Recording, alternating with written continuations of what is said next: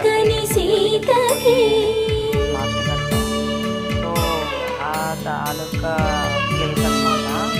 నాకు తెలియకుండానే వచ్చాము ఇక్కడికి. ఎర్ర జాబిలి చేయి రాముడేడని అడుగుతుంటే ఇంకా చూడలేదని పెదవి చెప్పే చెప్పలేమని కనులు చెప్పే నల్ల పూసైనాడు దేవుడు నల్లని రఘురాముడు రామ చక్కని సీతకి